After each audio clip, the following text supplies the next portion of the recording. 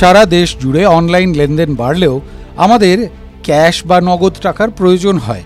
সেক্ষেত্রে এটিএম থেকে নগদ টাকা তুলতেই হয়। এটিএম থেকে জাল নোট বেরোলে কি করবেন?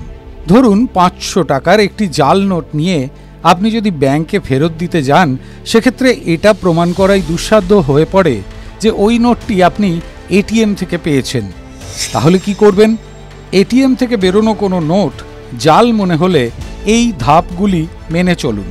প্রথমেই সেই কারেন্সি নোটটির ছবি তুলুন। তারপর এটিএমের সিসিটিভি ক্যামেরার সামনে গিয়ে নোটটি দেখান। ক্যামেরার যতটা পারেন কাছে যান, যাতে সিসি ক্যামেরা স্পষ্ট ছবি তুলতে পারে। এরপর এটিএমের স্লিপের আর নোটের ছবি তুলুন নিজের ফোনে। এটিএম কর্মচারী থাকলে তাকে জানান বিষয়টি। এরপরে নোটটি নিয়ে সংশ্লিষ্ট ব্যাংকে যান। ব্যাংক আধিকারিককে আপনার সমস্যার কথা জানান। এরপরে ব্যাংক থেকে আপনাকে একটি ফর্ম দেওয়া হবে। সেই ফর্ম ভরে এটিএম স্লিপ আর জাল নোট ব্যাংকে জমা দিতে হবে। ব্যাংক একটি নির্দিষ্ট প্রক্রিয়ার মাধ্যমে জাল নোট পরীক্ষা করে। তারপর জাল নোটের বদলে আপনাকে আসল নোট দেয়। আর যদি বেশি টাকা তুলে জাল নোট পান, তাহলে জাল নোট নিয়ে রিজার্ভ ব্যাংক অফ ইন্ডিয়ায় যেতে হবে। আরবিআই তদন্ত করে জাল নোটের বদলে আসল নোট দেবে।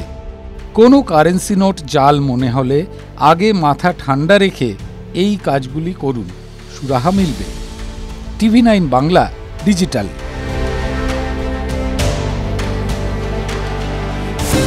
কিছু কিছু কথা আছে যা আমরা বলতে বাধ্য। মতামত ভাবলে মতামত, প্রতিবাদ ভাবলে প্রতিবাদ, দৃষ্টিভঙ্গি ভাবলে দৃষ্টিভঙ্গি। কিছু কিছু কথা না বললেই নয়, না বললেই নয়। প্রতিদিন রাত 9টায় TV9 বাংলায়। TV9 বাংলা না দেখলেই নয়।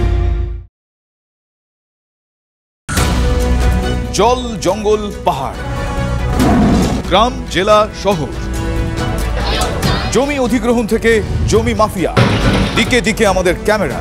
চারপাশে ঘটে যাওয়া ঘটনা থেকে আমরা তৈরি করছি বিশেষ চিত্রদলিল। মানুষের সঙ্গে আমরা, আমি শুভজিৎ।